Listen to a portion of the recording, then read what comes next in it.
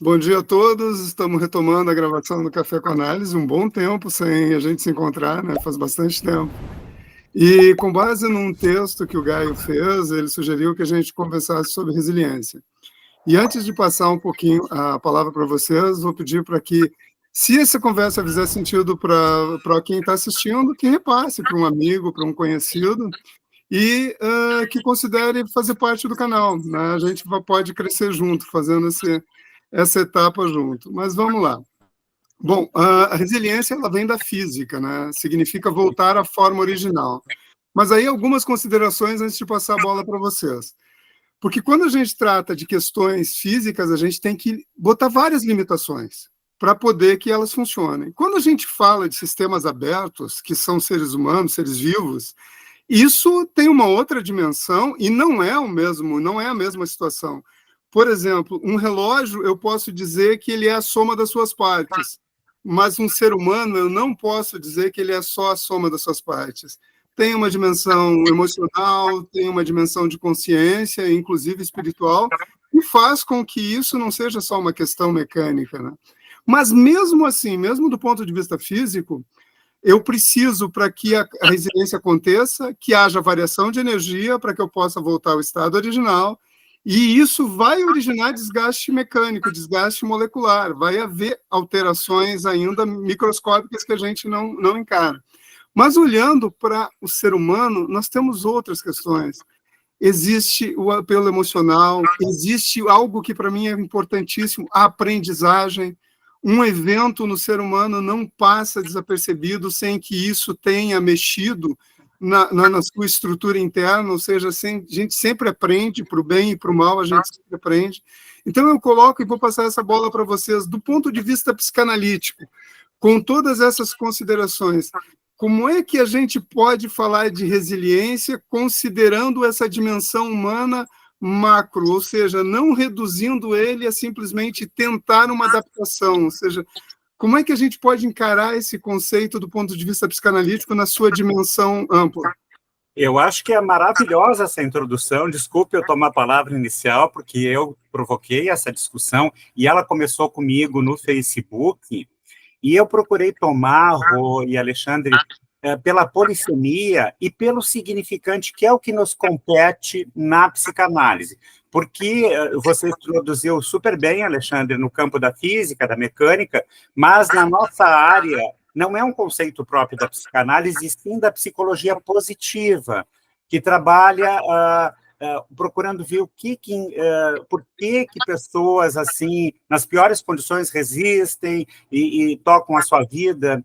Nós não iremos por este caminho porque existe uma polissemia, inclusive no campo social, pode ser tomado como algo da meritocracia, de que o meio não influi, que basta que você nasça, já tem um inatismo que para nós não combina com a psicanálise.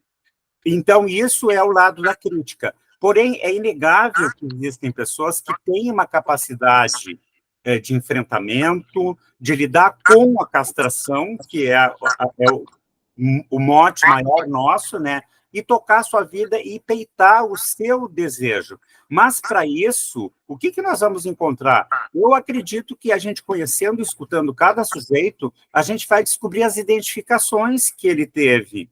Alguma identificação deu força para ele. Então, por aí eu passo a bola também para ti, Rô. Eu assim, ó, esse conceito a gente sabe, acho que vocês já citaram, ele não é usado massivamente na psicanálise. Há controvérsias, né? O que pesa sobre isso?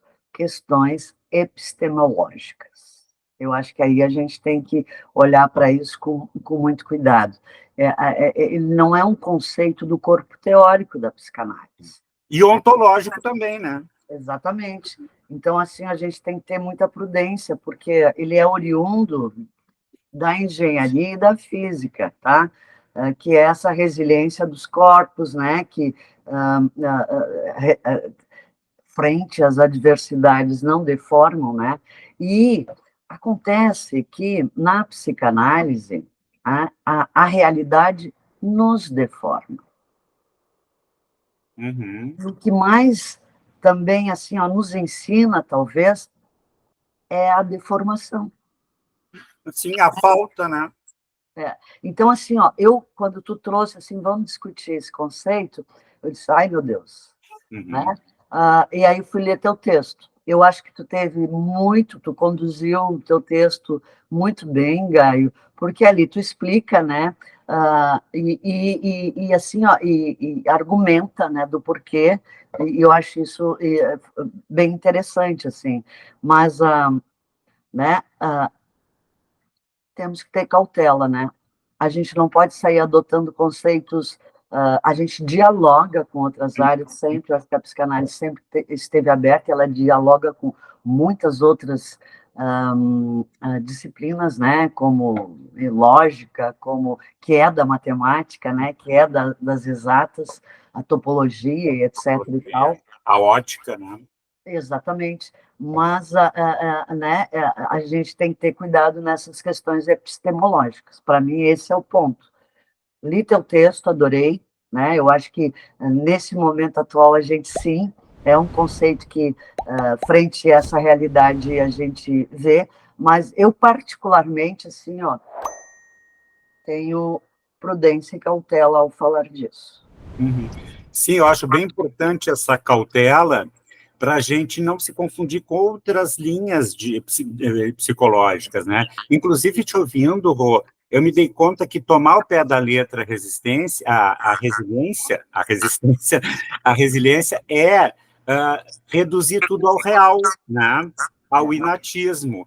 E para nós vamos considerar o ambiente, mas como o sujeito responde a essa realidade, as identificações, eu me nego a achar que alguém que tem muita força, que passou por muitas adversidades, em algum momento da sua vida não tenha tido uma identificação que o ajudasse a fazer do seu jeito, né? Porque identificação não é imitação, né? E da forma como vem, parece que basta ser resiliente para enfrentar as coisas, né? Isso seria uma negativa até do próprio processo analítico, que nele, aí eu tomo significante, dizendo a gente pode se tornar resiliente ressignificando os nossos traumas, as nossas dores e potencializando o nosso desejo, né?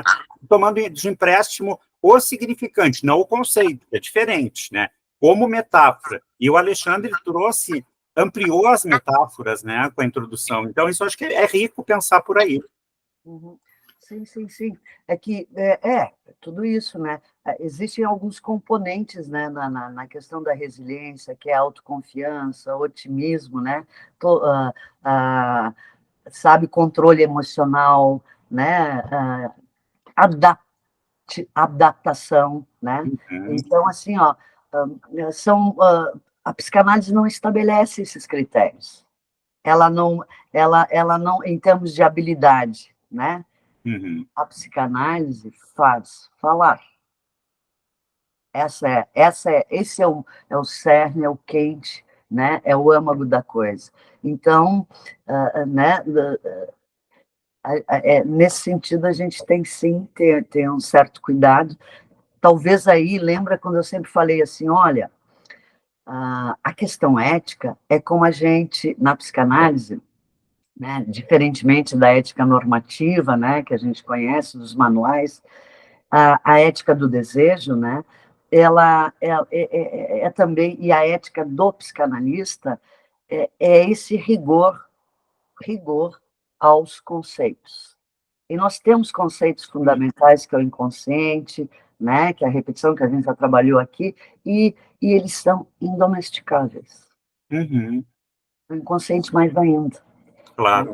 Então, assim, entendo, e eu acho que, repito assim, ó, o teu texto ele é muito bem colocado, ele conduz muito bem, né? Mas o convite para trazer e eu acho que tu colocas bem significante, né? Para a psicanálise, já que, então, a gente hoje, nesse mundo, temos que lidar com essas questões, veio uma ligação no meio aqui que eu já saí, né? Temos que lidar com essas questões e dialogar, eu acho tudo certo. Claro, porque esse significante ele está circulando no social, nas redes, né? Então a gente tem que ouvi-lo, sem o comprometimento de que ele seja um conceito nosso. A gente tem que saber na singularidade de cada sujeito como é que ele toma isso, né? Na sua narrativa, na sua linguagem. Tá bem, se você acha que precisa ser resiliente, fale sobre isso, né? Sim. Não vamos rechaçar, porque vale o que falar o que vier na cabeça, né? Agora, o que implica, Rô, eu acho que tu chama bastante atenção, se a gente cola no conceito, a gente entraria em contradição com o nosso trabalho, que é a livre associação e a singularidade do sujeito em análise. Perfeito, super bem colocado. Só lembrando, então, que o texto vai estar na descrição, até para quem quiser tomar base no que foi o início dessa discussão. E eu acrescentaria aí, eu acho que, assim, em alguns momentos, a gente tem, dentro desse nosso modo de sobrevivência social e civilizatória, simplesmente a ideia de um prosseguimento, né? Então, o conceito de resiliência, eu acho que ele entra aí com muita pobreza, muita limitação do ponto de vista do que ele realmente pode representar. Porque os fatos para um ser humano, e quando a gente pensa em deformação, né, em formação, a vida normalmente vai ter vários aspectos negativos, são eles que vão nos impactar. Mas é esse somatório, é esse conjunto que vai nos fazer. E nós não podemos imaginar que, passando por esses processos, nós seremos iguais. Claro. Nós queremos. A somatória de identificações vai dizer muito do sujeito, né? Então, do seu assim, eu. Isso, então, assim, ele me parece que ele entra muito nessa coisa de coach, né? Nessa dica do olha, faz, mas sem considerar que o importante é poder olhar para as coisas, poder tirar, poder realmente sair diferente do processo, de preferência melhorado, evoluído, mas é um processo. Então, viver um processo não é simplesmente uma linha de montagem em que eu tenho que sair no final exatamente como comecei, o que é impossível, né? Não, e nem uma prescrição de como se tornar resiliente, como se fosse igual para todo mundo, né, Rô? Eu aproveito para dar uma dica. Acho que todo mundo já deve ter visto aquele filme A Procura da Felicidade, com aquele ator maravilhoso, Will Smith, né? Aqui, eu faria uma releitura daquele filme procurando conhecer a história de vida daquele sujeito, porque se a gente pega a história do filme, ele se encaixaria ao pé da letra no conceito de resiliência, né? Ele aguenta tudo em função de cuidar de um filho sozinho, mas o que fez ele ser tão forte, tão, né? Isso o filme não mostra e ele ilustra muito bem. Ele persevera. Ele persevera porque ele tem um desejo. Exato. E o amor, né? O amor de pai, né? Mas a história dele que leva ele a ser assim, a gente não conhece, né? Sim. E aí eu também diria que ele desloca, então, muito do impacto pessoal para uma motivação externa, e isso ajuda a sustentar, sim, mas não significa que ele não tenha consciência dos processos e que isso não tem impacto. E então, que não sofra, né? Isso, então tu mitigar, tu deslocar, tu buscar energia para direcionar para isso, para que é muito importante para ti, não te isenta de sofrer as consequências, nem ter o gasto de energia, nem o impacto sobre isso. E nem de ter sofrimento psíquico, porque parece que o resiliente não sofre nesse tipo isso, de Deus, né? Isso. Gente, bom, eu acho que a gente conceitualizou bem, né? Temos a dica de filme e vamos fazer um convite, né, Rô, para falar de algo que também está associado ao feminino, né? Esta resiliência, né?